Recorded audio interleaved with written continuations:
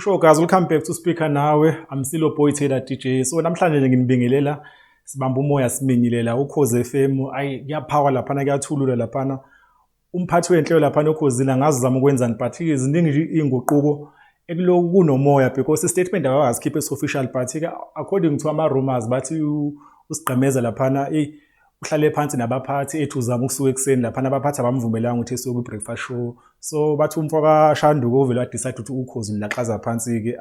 I think ke leyo phela hayi ayizukwehla kahle kubalaleli because usigqemeza usehlala iminyaka eminingi kakhulu uKhozi nento omunye umuntu onama followers abaningi kakhulu omunye nje umuntu kahle kahle othanda ukuba iroute yoKhozi laphana ulibambe kanje ngoba abasakazi abaningi oKhozi nabasekathi usigqemeza benokhathidi bona abantu abathenjwa so makhamba yena alizobe ligqeme ingozi ngempela ngeqhubantwana laphana uKhozi ke but ke bakhona ke abanye nabo okuthiwa nabo ngathi bayahamba ulakhe inkosi omunye wabo nabo kuthiwa ngathi naye hayi izembe phela likhalile omunye ngibone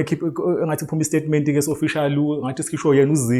uzidladla laphana uke wasebenza kweGagas FM uke wasebenza kwiScots Radio uke wasebenza nako Metro omunye umuntu osesebenza kuma radio station amaningi a different and I think mhlawumbe yena kuzoba easy ukuthi ephinde ethole enye i-radio station because nje umuntu nje lucky oyifundile lento ye-radio and lapha noKhozini besehlala iminyaka eminingi because nayo omunye umuntu ongalast emsebenzini but lapha noKhozini ufika wathola ikhaya I think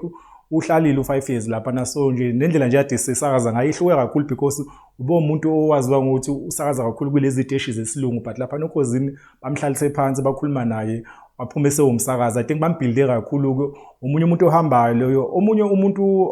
okuthiwa uyeza bawuthuka kahle kahle ngoba makhamba usigqemeza lapha kuzovuleka isikhala esikhulu lapha so ukhona uVimthembi lo weJoseph FM uke wasaza uhlelo lemzulu SABC1 iminyaka eminingi kakhulu umsakazo ontswempu ugudi ku-presenting but I think lesahlala abafuna umfaka sona baba ngempela uyena bomfaka lapha ekseni so face imshise because even uJoseph FM akayena umuntu wenza ibreakfast because ukhona uChillies lapha wenza ibreakfast ngoba uyena umuntu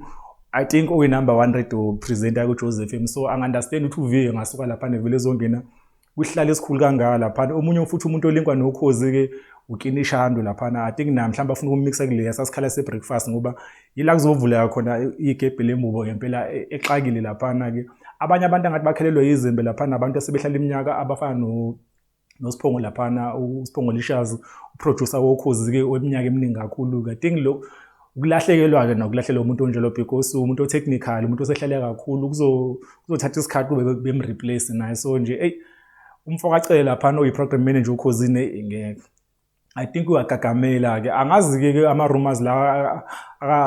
akasisi lo ka9 to 12 uMamlady D ukuthi ayiqinisa nganani but ngathi ukhona umoya ukuthi mhlambe bafuna ukumsusa but I don't think ukuthi bayangamsusa ehambe radio because useyidloza seKhozini and bamdinga nane experience yakhe mhlambe mangathi uyashifta uLady D mhlambe bengamshifta ebe nje behind the scenes mhlambe noma ebe lapha ku management because usehlala kakhulu uKhozini I think omunye umuntu omele ephume ngebhuku soKhozini no because I know ubambile umsakazi iminyaka eminingi nabantu abaningi bayamthanda lesa slot sakhe mangathi wakhamba yena hayi oyongena zosala zimkhalela because uyoshiya igebe elikhulu kakhulu so angazi ukuthi kuthini lapha but nje silo speculate lapha because nephephandaba nabo lebhala lacisha lapha yonke imithombo yethu namhlanje umhla ka24 ngoba ngenza le video hayi indaba aphumi noKhozi nalo lokulithule lapha but insolo ngathi zaqinile ezasigqemeza nozidladla uzidladla I think seku officially omunye kumuntu owenza lapha netraffic umsweli lapha odume ngelikangwenya naye kuthiwa impela naye ngathi izimbe likhalile ke futhi naye ukhona lo mntwana ode enza isport lapha itraffic kwiGagas FM unowazi ngathi wena uKhozi elimzingela uzomuvela ngapha and I don't think uzofitha kulezi acathulo eshisa kanje ezengonya lapha because akekho umuntu la eMzansi ofika wenza itraffic interesting njengoba ayanda msweli iminyaka nje leminingi so nje ayi kuningi lapha noKhozini asazi uba kwenziwakalani but I think abalaleli impela ayi akuzukwehla kahle angena umuntu osewumlaleli omkhulu oKhozi but sikhona inhlelo zoKhozi engihlonipha like i-breakfast show yoKhozi FM ngiyahlonipha nje indlela nje ipresentwa ngayo even kuthiwa ngilaleli kahle but ngihlonipha I think ukuthinteka kwayo lapha i-listenership yabo izothi ukushona phansi lapha but ke bayazoba bathembeni bona so kuyomela ngempela umuntu usigqemeza yahamba kuyomela ngempela bezama ukuthi belande iqhayikha ngempela izofike zenza into ebonakala lapha because bazoshona phansi ngoba lapha uFelix nabo obamele lapha ekseni ngebreakfast unabalandeli abaserious na so ayi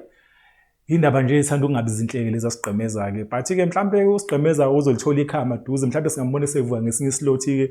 okuzoba interesting because uGqemeza usakaza ngesiZulu-ke and awekho maningi ama-radio station asakaza ngesiZulu. So memuva kuKhozi FM kumsakazo omkhulu eSouth Africa osakaza ngesiZulu. Asazi uba singamkhomba phi, mhlawumbe usafuna ukufocus kwezinye izinto because zikhona ezinye izinto amabhizinisi akawenza izinto asedila nazo like zo-motivation behind the radio. Mhlawumbe usefuna ukufocus kwizinto zakhe because usehlale kakhulu lapha eKhosini, but I think uyena umuntu ozobe lilahlekelwa kakhulu uKhozi laphana malimsuse ekuseni. So nje ividiyo ngizoyivala lapho, but-ke salindele izinto e-official line-up iphume